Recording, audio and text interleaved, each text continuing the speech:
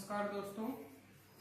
आज हम लोग मनोविज्ञान और बाल विकास में एक महत्वपूर्ण चैप्टर है अभिप्रेरणा का सिद्धांत।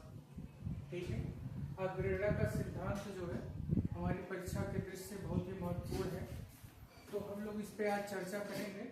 और मुख्य रूप से दो जो मनोवैज्ञानिक हैं, एक मैकडूगल और दूसरे मैस्लो, इनकी अभिप्रेरणा के सिद्धांत के बारे में हम लोग चर्चा करेंगे। चलते हैं, बात करते हैं। सबसे पहले अभिप्रेरणा क्या है। अभिप्रेरणा आंतरिक या बाह्य शक्ति है। अभिप्रेरणा आंतरिक या बाह्य शक्ति है जो किसी कार्य को करने के लिए प्रेरित करती है और लक्ष्य प्राप्ति तक क्रियाशील बनाए रखती है। किसी कार्य को शुरू करने, जारी रखने की मानसिक प्रक्रिया है। अर्थात ये एक मानसिक प्रक्रिया है जो किसी काम को व्यक्ति से करवाने के लिए जिम्मेदार होती है। जैसे जब हम पढ़ते हैं तो हमारी प्रेरणा ये होती है कि हम परीक्षा में अच्छा स्कोर करेंगे या आगे चल करके हमारा जीवन सफल होगा या आसान हो जाएगा। ये जो है एक प्रेरणा है और ये प्रेरणा हमें निरंतर कार्य करने के लिए प्रेरित करती रहती है।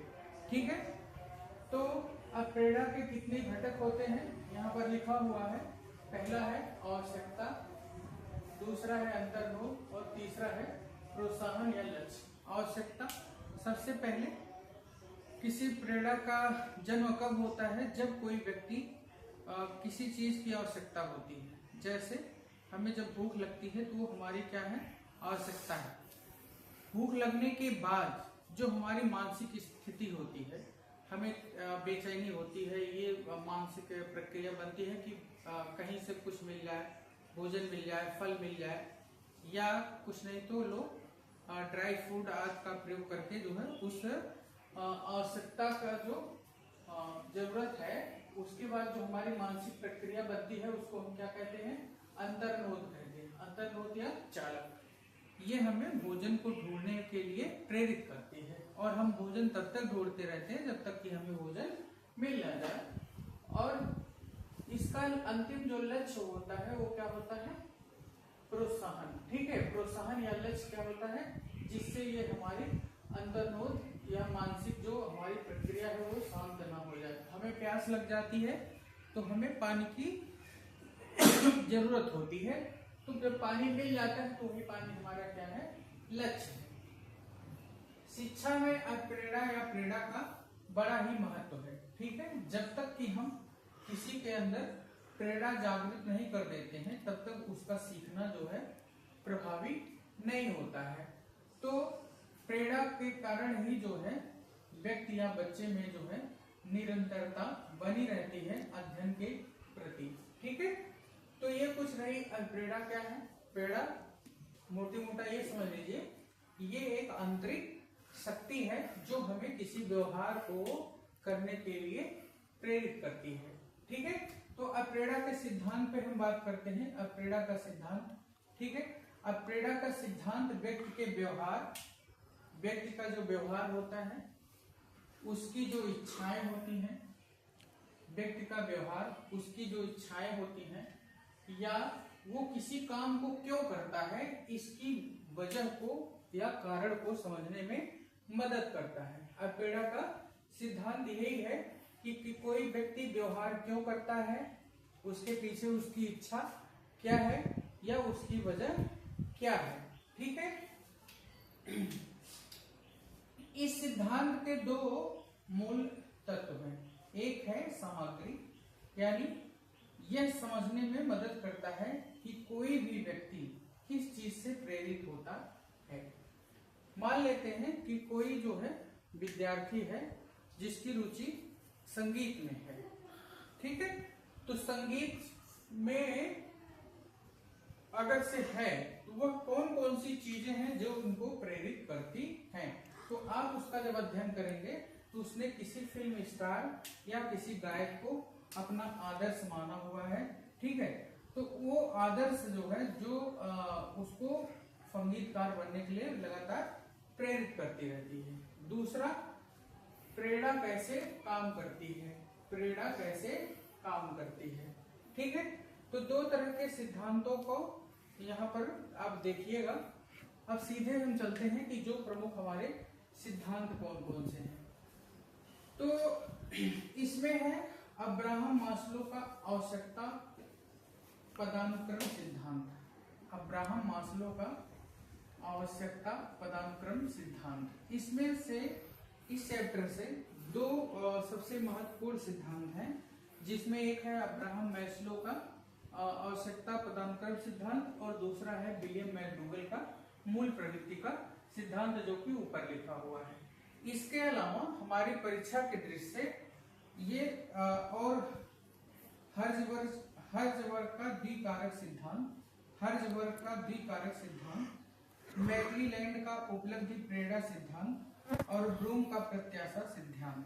ठीक है, चूंकि जैसे ही प्रेरणा शब्द आता है तो हमारे दिमाग में या तो जो है ये मैकडूगल आ जाते हैं या तो अब्राहम मैस्लो आ जाते हैं। जैसे ही प्रेरणा आता है तो हमारा जो विचार है वो तुरंत जो है अब्राहम मैस्लो या मैकडूगल पर चला जाता है। हम बिना प्रश्न को ध्यान से देखे जो है उत्तर को क्या कर देते हैं, गलत कर देते हैं।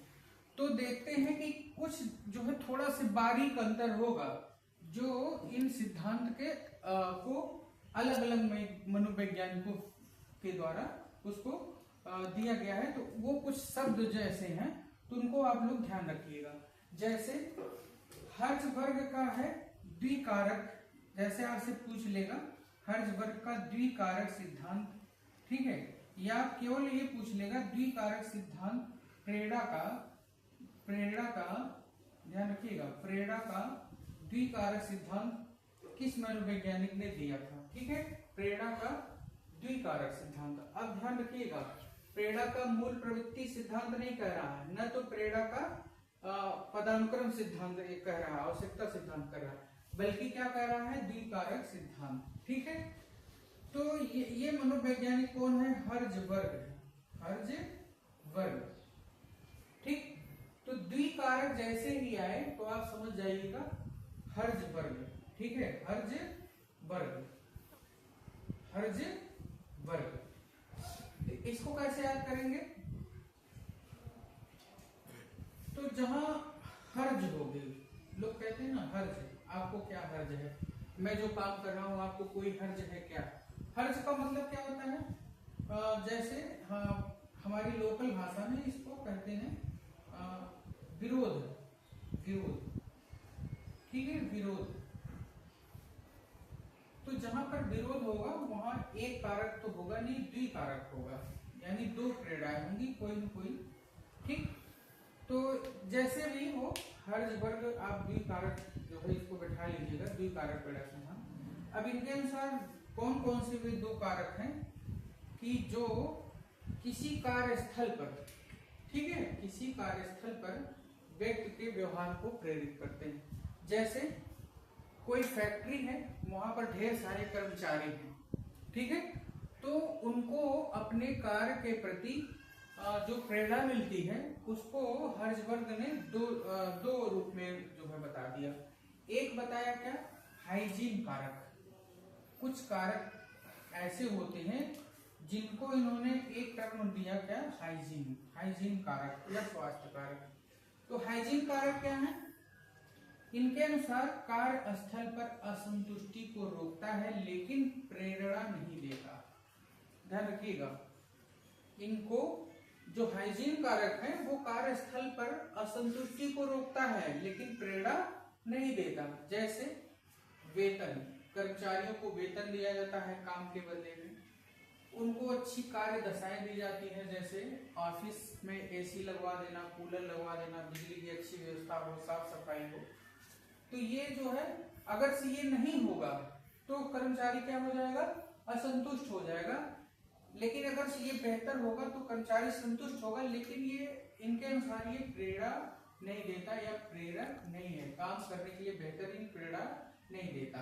कंपनी की नीतियां भी जो है क्या करती हैं, कर्मचारी को असंतुष्टि से या बचाए रखती हैं लेकिन प्रेरणा नहीं देती। दूसरा जो इन्होंने कारक दिया, पहला हाइजीन, दूसरा था प्रेरक कारक। ठीक है, इन्होंने दूसरे वाले को प्रेरक कहा कि अगर से ये जो है हो तो व्यक्ति जो है प्रेरित होगा। कौन कौन से होगा कि बेहतर कार्य करने के लिए आंतरिक रूप से प्रेरित करते हैं। यानी जो प्रेरक कार्य होते हैं वो किसी कर्मचारी को बेहतर कार्य करने के लिए आंतरिक रूप से प्रेरित करते हैं। कौन कौन से, जैसे कोई उपलब्धि हो, ठीक है, जैसे किसी कर्मचारी को अगर से उसने बेहतरीन कार्य किया है तो सामाजिक रूप से और कंपनी की तरफ से उसको जो है प्रोत्साहित किया जाए, तो उसके उस उपलब्धि को प्राप्त करने के लिए वो हमेशा क्या होता रहता है, प्रेरित होता रहता है। पहचान, उसको पहचान मिलनी चाहिए, जैसे कोई बेहतरीन मैनेजर हो और लगातार उसके कार्यों की जो है सराहना हो रही हो, उसकी एक पहचान अलग मिल रही हो, मैनेजर हो, टीचर हो या जो भी कर्मचारी हो, उसको अगर से एक विशिष्ट पहचान मिल गई हो तो हमेशा वो प्रेरित ही रहेगा। उस पहचान की जो प्रेरणा उसको और बेहतर पहचान दिलाने में, या जो पहचान मिली हुई है उससे वो प्रेरित रहता है। जिम्मेदारी देना, किसी भी कर्मचारी को जब हम जिम्मेदार मानते हैं तो वो आत्म प्रेरित होता है, यानी आंतरिक रूप से प्रेरित होता है। और विकास का अवसर देना, उसको विकास का अवसर देना, यानी कंपनी के लाभांश का एक हिस्सा अपने कर्मचारियों को भी देना, वो उनको लगातार कंपनी के प्रति वफादार बनाता है और उनको आंतरिक रूप से क्या करता है, प्रेरित करता है। ठीक है, तो हर्जबर्ग के ये द्विकारक सिद्धांत कार्यस्थल पर संतुष्टि और असंतुष्टि दिलाते हैं।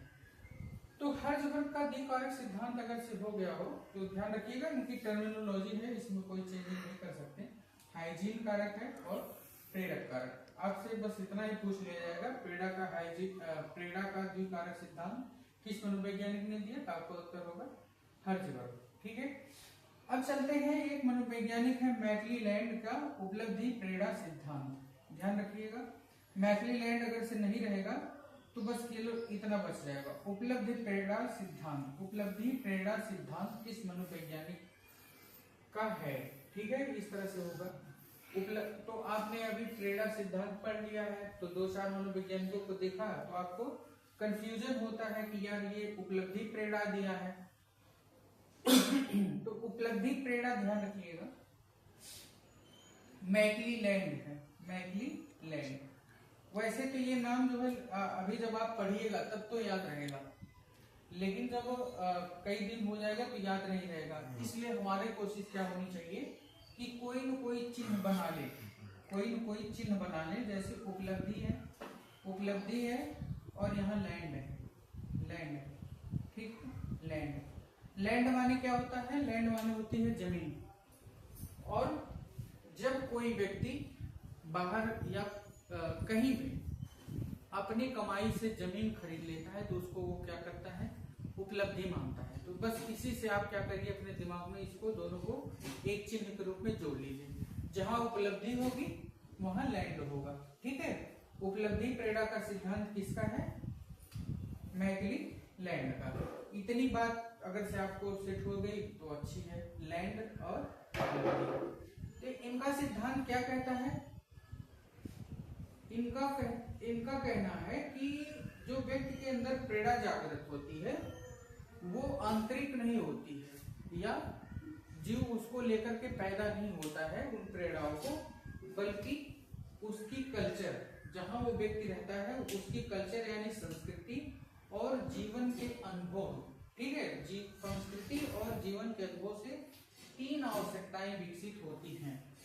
तीन आवश्यकताएं विकसित होती हैं जो व्यक्ति को प्रेरित करती है, ऐसा मैकलीलैंड महोदय का कहना है। पहला क्या है, उपलब्धि की आवश्यकता। उपलब्धि की आवश्यकता, हर एक व्यक्ति जो है वो उसकी इच्छा होती है कि उसको उपलब्धि मिले, और उसी उपलब्धि कैसी उपलब्धियां हैं, जैसे कोई चुनौतीपूर्ण कार्य हो, ये लगे कि नहीं हाँ ये कार्य मैं ही कर सकता हूँ। तो जब ये भाव आता है तो कार्य को जो है मन लगा करके पूर्ण मनोयोग से करता है। कठिन लक्ष्यों की प्राप्ति, कठिन लक्ष्यों की प्राप्ति, ये भी जो है एक उपलब्धि होती है। जैसे कोई विद्यार्थी है, उसको एक प्रेरणा रहती है कि नहीं, हम कक्षा में पहला स्थान लाएंगे। तो एक चुनौतीपूर्ण कार्य है और कठिन लक्ष्य भी है, लेकिन ये जो कठिन लक्ष्य के प्राप्त के उसके मन में जो है प्रेरणा है, वो लगातार उसको इस लक्ष्य की प्राप्ति के लिए जो है क्या करती है, क्रियाशील रखती है। और जब तक लक्ष्य नहीं मिल जाता तब तक वो व्यक्ति क्या करता है, कठिन परिश्रम करता रहता है। सफल होने की इच्छा, तो ये सब है उपलब्धि की आवश्यकता। दूसरा इन्होंने क्या कहा, संबद्धता की आवश्यकता। जब व्यक्ति समाज से जुड़ता है तो उसकी दूसरी आवश्यकता क्या होती है, दूसरों के साथ संबंध बनाना, दूसरों के साथ संबंध बनाना, जान पहचान बनाना। संबंध बनाना ही नहीं बल्कि उसको बनाए रखने की भी आवश्यकता है। ये नहीं है कि आज जो है आपके संबंध जो है किसी से हुए और कल आपने बिगाड़ लिए, तो उससे ऐसा नहीं होता है, ठीक है। तो दूसरों के साथ संबंध बनाए रखने या समूह का हिस्सा बनने की इच्छा। आप देखते हैं कई व्यक्ति जो है अपने गांव के संगठनों से या कार्यस्थल पर जो भी संगठन के इतर बहुत ढेर सारे संगठन चलते हैं, छोटे छोटे, चाहे वो जाति के संगठन हो, वर्ग के संगठन हो या और भी संगठनों से जुड़ना या जुड़ाव रखते हैं। तो ये भी क्या होता है, प्रेरणा का काम करता है, यानी लोगों से जुड़ता रहता है, ठीक है। क्षेत्र की भी होती है, जैसे उसको ये प्यार होता है कि मैं फला जिले का वासी हूँ, तो जैसे ही वो टीम आती है तो team Jaunpur, team Azamgarh, team Sultanpur, ऐसा करके तो उन समूहों से क्या करता है, वो जुड़ता रहता है। अगला तीसरा जो है क्या प्रेरणा होती है, शक्ति की आवश्यकता, ठीक है। शक्ति का मतलब क्या होता है, हर व्यक्ति ये चाहता है कि नहीं, हमसे दूसरे व्यक्ति क्या हो, प्रभावित हो, हमारे आसपास के जितने लोग हैं वो हमसे हमारी पहचान को स्वीकार करें, हमारे नियंत्रण में रहें। ये भी चीज है, नेतृत्व करने की जो इच्छा होती है वो व्यक्ति ये चाहता है कि नहीं, ज्यादा से ज्यादा लोग हमारे नियंत्रण में रहें। तो ये इच्छा भी जो है क्या करती है, व्यक्ति को हमेशा मोटिवेट करते रहती है। अब प्रेरणा जिसको आप मोटिवेशन कहते हैं, ठीक है,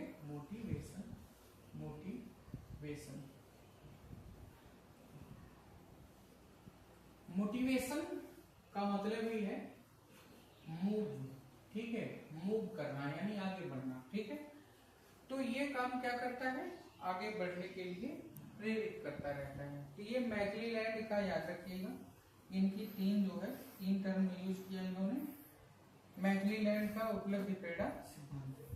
पहले तो ये आप कंफर्म रखिएगा, जहां लैंड होगी वो उपलब्धि होगी, यानी हर व्यक्ति के जीवन की एक बड़ी उपलब्धि क्या होती है, जमीन जायदाद खरीदना। ऐसा बस केवल जोड़ने के लिए, इसको जोड़ने के लिए आपके दिमाग में विशेष रूप से चिन्ह बन जाए, इसलिए बोल रहा हूँ। फिर उसके बाद आता है ब्लूम का प्रत्याशा सिद्धांत। ब्लूम का प्रत्याशा का सिद्धांत, अगर से ये पूछा जाए कि नहीं प्रत्याशा का सिद्धांत, यूपीटीटी लेवल पर यही जो है ज्यादातर पूछा जा सकता है कि प्रत्याशा का सिद्धांत जो है, प्रेरणा में प्रत्याशा का सिद्धांत किस मनोवैज्ञानिक के देन है, तो ये कौन है, ब्लूम, ठीक है। अब ध्यान रखिए ब्लूम और प्रत्याशा, ठीक है। प्रत्याशा और ब्लूम को थोड़ा सा यहाँ कोई चिन्ह बनाना होगा आपको, ताकि ये आपको याद रहे, जैसे ही विकल्प दिखे और आप इसको लगा सके। तो ब्लूम माने क्या होता है, झाड़ू, ब्लूम माने क्या होता है, झाड़ू होता है। तो झाड़ू से सबसे पहले हम लोग क्या करते हैं, घर की सफाई करते हैं, ठीक है। तो साफ सुथरा माहौल हमारी क्या होती है, आशा, प्रत्याशा होती है, आशा के प्रति आशा, प्रत्याशा।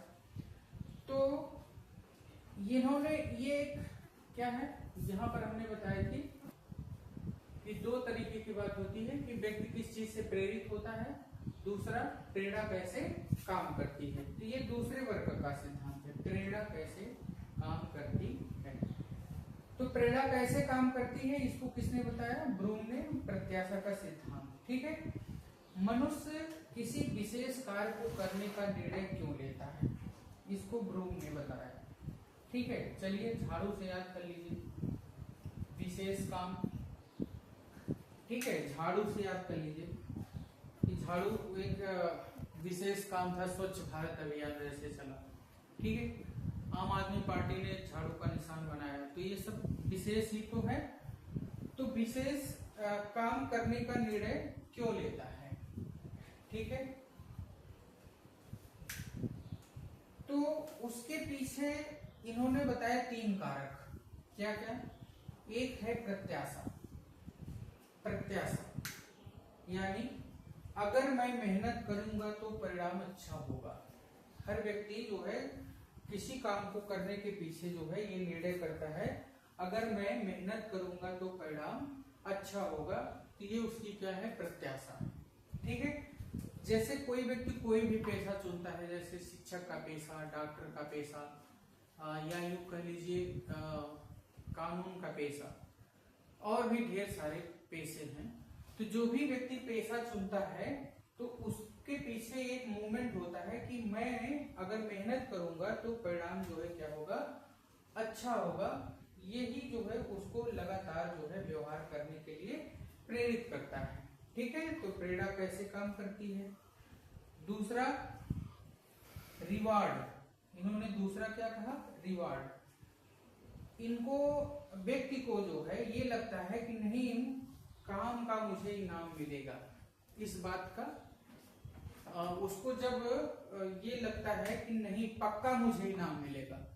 जैसे मैं काम कर रहा हूँ किसी संगठन के लिए और एक दिन जो संगठन में हमें उचित भागीदारी मिलेगी या निश्चित कोई न कोई इनाम मिलेगा, पुरस्कार मिलेगा, तो ये भावना व्यक्ति को कार्य करने के लिए क्या करती रहती है? प्रेरित करती रहती है। ठीक है, जैसे कोई स्टूडेंट है, जब हम उसको कह देते हैं कि जो बच्चा लगातार जो है विद्यालय में उपस्थित रहेगा हर महीने, तो उसको जो है पुरस्कृत किया जाएगा। तो देखिए जो है ढेर सारे बच्चे ऐसे होंगे कि उस पुरस्कार के लिए जो है वो क्या करते रहते हैं? लगातार उपस्थित होते रहते हैं। लेकिन ये निश्चित होना चाहिए कि नहीं, हमारा जो इनाम हो वो निश्चित हो, तो इसलिए वो प्रेरित होता रहेगा। ठीक है, तीसरा आकर्षण या मूल्य। इन्होंने कहा वो जो पुरस्कार या रिवार्ड है, ठीक है, महत्वपूर्ण ये है कि वो व्यक्ति के लिए महत्वपूर्ण है कि नहीं, महत्वपूर्ण है या नहीं। ठीक, जैसे कोई व्यक्ति अगर से वो घूमने में रुचि नहीं रखता हो, कोई व्यक्ति अगर से घूमने में रुचि नहीं रखता हो और आपने उसको स्विट्जरलैंड की टिकट खरीद कर दे दी रिवार्ड में, ठीक, तो वो जो है पुरस्कार उस व्यक्ति के लिए कोई महत्व नहीं रखता है। इसलिए जो पुरस्कार है, जो पुरस्कार मिलता है, अगर से उसमें आकर्षण हो, ठीक है, चाहे वो पैसा हो या कोई वस्तु हो, उसमें उस व्यक्ति का आकर्षण हो, तब वो व्यक्ति क्या होता है? प्रेरित होता रहेगा। ठीक है, तो अभी तक हमने जो है द्विकारक सिद्धांत और मैकक्लेलैंड का उपलब्ध प्रेरणा सिद्धांत और ब्रूम का प्रत्याशा सिद्धांत। तो ब्रूम यानी झाड़ू से प्रत्याशा, ठीक है, इसको आप सेट करिएगा। फिर आते हैं अब जो सबसे महत्वपूर्ण है, ज्यादातर जिनसे प्रश्न पूछे जाते हैं, ठीक है, तो विलियम मैकडूगल का मूल प्रवृत्ति का सिद्धांत। ठीक है, मूल प्रवृत्ति का सिद्धांत। विलियम मैकडूगल जो मनोवैज्ञानिक है, इनका मानना था कि मनुष्य का जो व्यवहार होता है, ठीक, मनुष्य का कोई भी व्यवहार जो होता है वो उसकी जन्मजात जैविक प्रवृत्तियों से प्रभावित होता है, उसकी जन्मजात जैविक प्रवृत्तियों से प्रभावित होता रहता है।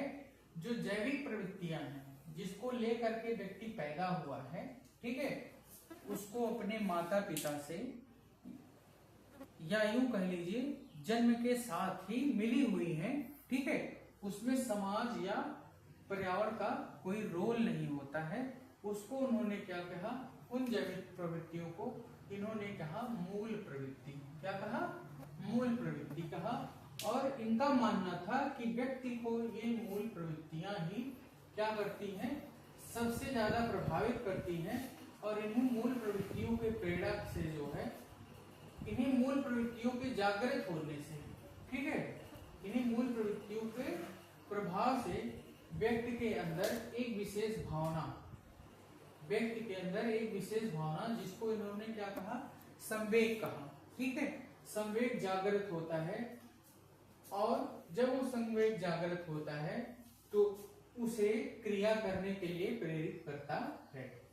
तो दो बातें याद रखिएगा, एक तो मूल प्रवृत्तियां जो कि उसको बाय बर्थ मिली हुई हैं, जन्मजात मिली हुई हैं, हेरिडिटी में मिली हुई हैं, और उसके उस मूल प्रवृत्ति से संबंधित जो विशेष भावना होती है जिसको उन्होंने क्या कहा, संवेग कहा। यही इस मैकडूगल के सिद्धांत का मूल है। ठीक है, तो यहाँ पर आपसे प्रश्न पूछे जाते हैं कि मैकडूगल के अनुसार कितनी मूल प्रवृत्तियां हैं। तो मैकडूगल ने कुल 14 मूल प्रवृत्तियां बताई हैं।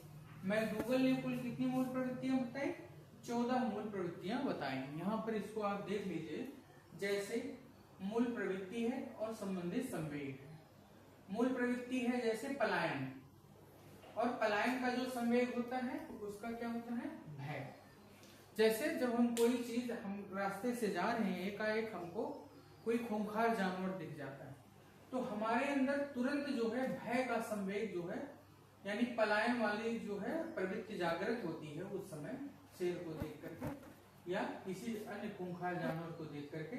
और फिर जो है देखने के बाद हमारे मन में जो है भय नामक जो संवेग होता है उत्पन्न होता है, और वो हमको क्या करता है, भागने का जो है, भागने के लिए क्या करता है, प्रेरित करता है। ठीक है, तो यही प्रेरणा का दूसरा है युयुत्सा। युयुत्सा जिसको कहते हैं लड़ने की इच्छा। ठीक है, जब हमारे सामने कोई ऐसी अप्रिय घटना घटती है तो फिर क्या होता है कि हमें उस घटना के खिलाफ हमारे मन में एक विद्रोह होता है, जिसको हम, चाहे वो जिस सिस्टम के खिलाफ हो या व्यक्ति के खिलाफ हो, व्यक्ति के अंदर फिर लड़ने की इच्छा, जिसको जुजुत्सा भी कहा जाता है, जागृत होती है। और फिर एक संवेग जो है हमारे दिमाग में उत्पन्न होता है, जिसको हम क्या कहते हैं, क्रोध। क्रोध, ठीक है, ये किसी व्यक्ति में या बच्चे के अंदर ये जैविक रूप से पहले से ही मौजूद है। और क्रोध से जो है व्यक्ति तमाम जो है ऐसे कार्य कर लेता है कि जो उसके लिए क्या होता है, हानिकारक भी होता है। फिर है विकर्षण। विकर्षण ध्यान रखिएगा, युयुत्सा का क्रोध होता है, पलायन का भय होता है, विकर्षण का घृणा। ठीक है, आकर्षण का विलोम शब्द है विकर्षण, आकर्षण का विलोम विकर्षण है। ठीक है, तो जिसके प्रति हमें नफरत होती है तो उसमें हमारे, उसके प्रति हमें जो है घृणा का संवेग जागृत होता है। फिर इसी तरह से है संतान कामना। संतान कामना हर व्यक्ति का होता है, और उस संतान कामना से जो संवेग जागृत होता है उसका नाम है वात्सल्य। शरणागति, ठीक है, ये भी मूल प्रवृत्ति है। किसी दिनहीन को जब हम देखते हैं तो हमारे मन में ये जो मूल प्रवृत्ति है ये जो है जागृत होती है शरणागति पर। ठीक है, जैसे हम किसी चिड़िया को देखते हैं, वो घायल है, कोई कुत्ता जा रहा है, उसका पैर टूट गया है, तो हमारे अंदर तुरंत ये मूल प्रवृत्ति क्या होती है, जागृत होती है। और उससे जो संबंधित जो है संवेग होता है वो क्या है, करुणा होता है या कष्ट होता है। ठीक है, और फिर हम क्या करते हैं, उसकी मदद करते हैं। फिर है काम प्रवृत्ति, जिसका जो संवेग क्या है, कामुकता। जिज्ञासा 7वां नंबर पे है जिज्ञासा, और जिज्ञासा का जो संवेग होता है आश्चर्य। शिक्षा में सबसे ज्यादा इसी पर फोकस किया जाता है, जिज्ञासा का। हम अपने बच्चों के अंदर जो है पाठ के पूर्व ही, ठीक है, बेहतर प्रस्तुतिकरण के माध्यम से उनको उनके अंदर जिज्ञासा जागृत करेंगे। जो जिज्ञासा की मूल प्रवृत्ति है उसको जागृत करेंगे, फिर वो बच्चा जो है सीखने के लिए बेहतरीन जो है रूप से प्रेरित होगा और अच्छे से जो है किसी कक्षा के पाठ या पूरे जो है वर्ष वो मनोयोग से जो है क्या करता रहेगा, अध्ययन करता रहेगा या सीखना जारी रखेगा। तो जिज्ञासा का सबसे ज्यादा प्रयोग है, इसलिए जिज्ञासा का जो है जो संवेग है वो क्या है, आश्चर्य है। इसके बाद है आत्म प्रदर्शन। आपने देखा होगा कि बहुत से बच्चे होंगे या बहुत से व्यक्ति होंगे जिसमें प्रदर्शन करने की भावना होती है, ठीक है, जिसको हम लोग कहते हैं करीब बहुत दिखावा कर रहा है? आत्म प्रदर्शन का जो संवेग होता है वो श्रेष्ठता की भावना होती है, ठीक है। ये कभी कभी क्या होता है, निगेटिव होता है। श्रेष्ठता की भावना से लोग दूसरों को नीचा दिखाने की भी कोशिश करते हैं। समाज में तमाम घटनाएं ऐसी आप लोग देख सकते हैं। फिर है सामूहिकता। सामूहिकता एक मूल प्रवृत्ति होती है और इसका जो संवेग है वो है एकाकीपन। ध्यान रखिएगा कि व्यक्ति जब अकेला होता है तो वो जो है समूह को ढूंढता है। वो क्या करता है, समूह को ढूंढता है। दैन्य भी एक मूल प्रवृत्ति है। आत्महीनता ये एक नकारात्मक प्रवृत्ति है। इसमें व्यक्ति अपने आप को दूसरों से हीन समझता है, दीनहीन समझता है, ठीक है, और उसका जो आत्मविश्वास होता है वो कम हो जाता है। फिर है भोजन अन्वेषण ये मूल प्रवृत्ति है। हर व्यक्ति को जरूरत होती है भोजन की और इसका जो संवेग होता है वो क्या है, भूख है। संग्रह प्रवृत्ति ये भी जो है व्यक्ति जन्म के साथ जो है इसको लेकर आता है, लेकिन जब ये जागृत होती है, ठीक है, तो व्यक्ति जो है अधिकार भावना दिखाता है। अधिकार भावना मतलब कोई सामान खरीदना, अपना बना लेना, किसी जमीन को खरीद लेना या किसी वस्तु को खरीद करके उसको अपना बनाना, इकट्ठा करना, ये अधिकार भावना। 13वां है रचनात्मकता, ठीक है, ये भी हर व्यक्ति में होती है और इसका जो संबंधित संवेग है वो क्या है, सृजन करना या निर्माण करना, सृजन करना या निर्माण करना, ठीक है। फिर है हास्य को भी व्यक्ति बच्चा या व्यक्ति जन्म के साथ ही उसमें ये प्रवृत्ति होती है और इसका जो संवेग है संबंधित वो क्या है, मनोरंजन या आमोद। तो इस तरह से मैकडूगल की मूल प्रवृत्ति, ध्यान रखिएगा, मैकडूगल की मूल प्रवृत्ति का जो सिद्धांत है ये आपके एग्जामिनेशन के पॉइंट से बहुत ही महत्वपूर्ण है। आपसे डायरेक्ट ये पूछा जाएगा मूल प्रवृत्तियों का विवरण किसने दिया, तो मैकडूगल ने। कितनी मूल प्रवृत्तियां हैं, तो 14। और कभी कभी क्या होता है कि एक तरफ मूल प्रवृत्तियां दे दी जाती हैं और उनके संवेगों को क्या कर दिया जाता है, ऊपर नीचे लगा करके आपसे मिलान करने को दे दिया जाता है। इसके बाद हम बात करते हैं आवश्यकता पदानुक्रम सिद्धांत, ठीक है, अब्राहम मैस्लो का आवश्यकता अनुक्रम पदानुक्रम सिद्धांत। ये भी बहुत महत्वपूर्ण टॉपिक है, ठीक है। आवश्यकता या नीड या जरूरत, ठीक है, आवश्यकता या जरूरत, ठीक है। इस सिद्धांत को प्रतिपादित करने वाले मनोवैज्ञानिक कौन है, मैस्लो। तो मैस्लो का मानना था कि हर व्यक्ति की जो प्रेरणा होती है वो किससे जागृत होती है, हर व्यक्ति की प्रेरणा उसकी आवश्यकता के अनुसार जागृत होती है। जैसी जैसी आवश्यकता उसकी वैसी प्रेरणा। उस प्रेरणा को इन्होंने पांच भागों में डिवाइड किया, ठीक है। और एक सीढ़ी या सोपान कह लीजिए, ठीक है, सीढ़ी जैसे पहली आवश्यकता पूरी हुई तो फिर व्यक्ति दूसरी आवश्यकता पूरी करता है, दूसरी पूरी हुई तो तीसरी आवश्यकता की तरफ चलता है, तीसरी पूरी हो जाती है तो चौथी की तरफ जाता है और जब ये चारों पूरी हो जाती हैं तो पांचवी की तरफ जो है वो आगे बढ़ जाता है। तो उन्होंने कहा कि हर व्यक्ति का जो व्यवहार होता है या उसको जो प्रेरणा देने वाला सबसे महत्वपूर्ण जो तत्व है वो क्या है, उसकी आवश्यकताएं हैं। तो इसलिए आवश्यकता और मैस्लो, ठीक है, आवश्यकता जैसे ही हो, आवश्यकता कभी कभी इसको कैसे याद कर लीजिएगा, कि आवश्यकता जो है पूरी करते करते मेरी गति क्या हो गई, बड़ी धीमी हो गई, स्लो हो गई, मैं स्लो हो गया आवश्यकता पूरी करते करते। ठीक है, तो अब बात करते हैं कि इनके सिद्धांत का जो मूल तत्व है क्या है, आवश्यकता है। तो इन्होंने कितनी तरह की आवश्यकताएं बताई, तो यहाँ आप चित्र में देख रहे होंगे 5 तरह की आवश्यकताएं बताई हैं। पहला है मनोदैहिक शारीरिक आवश्यकता। हर व्यक्ति को ये पहली आवश्यकता होती है, मनोदैहिक शारीरिक आवश्यकताएं, यानी किसी व्यक्ति को, ठीक है, शरीर को या अपने आप को चलाने के लिए प्राइमरी जरूरत है, सबसे बड़ी जरूरत यही है। क्या क्या होता है जिसमें, भोजन, पानी, कपड़ा, नींद, मकान इत्यादि।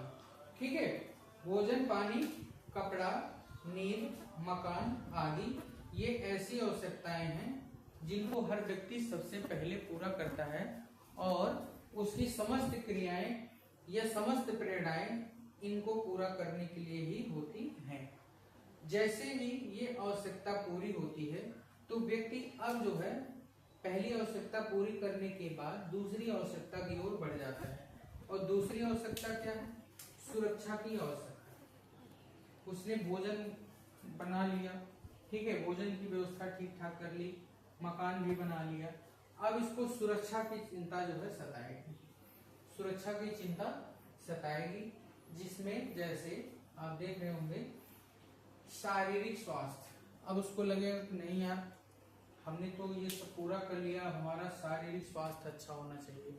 इसके लिए देखिए वो हेल्थ बीमा या अपने हेल्थ के लिए हेल्थ कार्ड और भी जो है तमाम चेकअप, रूटीन चेकअप, ये सारी चीजें करवाता है। आर्थिक शारीरिक सुरक्षा, ठीक है, फिर उसके बाद आर्थिक सुरक्षा। आर्थिक सुरक्षा के लिए व्यक्ति जो है अपने लिए उचित रोजगार का अवसर तलाशता रहता है आर्थिक सुरक्षा के लिए, और तमाम ऐसे क्रियाकलापों को करता है जिससे उसको क्या मिले, आर्थिक सुरक्षा मिले, बीमा, पॉलिसी आदि तमाम चीजें करवाता रहता है। तो ये आर्थिक सुरक्षा यानी सुरक्षा की जो आवश्यकता है व्यक्ति को क्या करती है, प्रेरित करती रहती है। इसको इन्होंने क्या किया, दूसरे सोपान पर शामिल किया, यानी ये दूसरे नंबर की है। फिर जब ये आवश्यकता फुलफिल हो जाएगी, जब दूसरी आवश्यकता भी उसकी पूरी हो जाएगी, तब वो तीसरे सीढ़ी पर चढ़ जाएगा, तीसरे सीढ़ी पर चढ़ेगा। अब उसकी जरूरत क्या है, ये शारीरिक आवश्यकताएं पूरी हो गई, सुरक्षा की भी आवश्यकता पूरी होगी, अब उसको प्रेम या स्नेह की आवश्यकता होगी। प्रेम या स्नेह की आवश्यकता होगी तो फिर क्या करेगा, वो अपना सामाजिक दायरा बढ़ाएगा, दोस्ती करेगा, परिवार के साथ जो है रहना पसंद करेगा, ठीक है, समाज के सदस्यों के प्रति वो प्रेम व्यवहार करेगा, ठीक है, और तमाम सामाजिक समूहों, ठीक है, जो तमाम सामाजिक समूह हैं उनकी सदस्यता भी ग्रहण करता है और लोगों से अपने लिए प्रेम या स्नेह के व्यवहार की अपेक्षा रखता है। तो ये उसके मोटिवेशन या प्रेरणा का तीसरा चरण है। फिर चौथा चरण क्या होता है, उन्होंने कहा जब ये भी फुलफिल हो जाता है तो आत्मसम्मान, तब वो क्या करता है, आत्मसम्मान खोजता है। पैसा भी कमा लिया, सारी चीजें हो गई, दोस्ती आ रही, अब उसको क्या चाहिए, आत्मसम्मान, ठीक है। अब पैसा वैसा उसके लिए गॉड हो चुके हैं, भोजन गॉड हो गया, कपड़ा, नींद, ये सब चीजें गॉड। अब आत्मसम्मान वाली सीढ़ी पर यानी चौथी सीढ़ी पर आ जाता है। तो आत्मसम्मान यानी अब उसको क्या चाहिए, पहचान चाहिए, प्रतिष्ठा चाहिए, आदर चाहिए, पद चाहिए, प्रशंसा चाहिए। तो जैसे कोई भी व्यक्ति है वो पैसा आदि कमा लिया, फिर जो है वो देखिए क्या करता है, सामाजिक कार्यों को करता है ताकि समाज में उसकी क्या बने, एक पहचान बने, प्रतिष्ठा बने और लोग उससे आदर की दृष्टि से देखें और उसके कार्यों को क्या करें, प्रशंसा करें। तो ये चौथी जो है उसकी आवश्यकता है जो उसको लगातार प्रेरित करती रहती है और व्यक्ति अपने लक्ष्य की ओर क्या करता रहता है, निरंतर बढ़ता रहता है।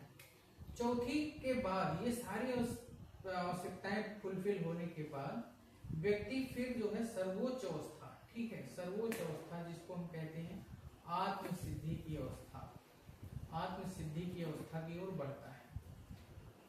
अब वो जो है आत्मज्ञान की ओर बढ़ जाएगा। ठीक है, इस अवस्था में जो है ये जीवन का सर्वोच्च लक्ष्य माना जाता है। आत्म सिद्धि की अवस्था क्या है? जीवन का सर्वोच्च लक्ष्य। इस लक्ष्य तक बहुत कम लोग ही पहुंच पाते हैं। जिसने इस लक्ष्य को प्राप्त किया वो जो है युगों तक जो है क्या होता है, उनकी कहानियां हम लोग सुनते हैं, सुनाते हैं।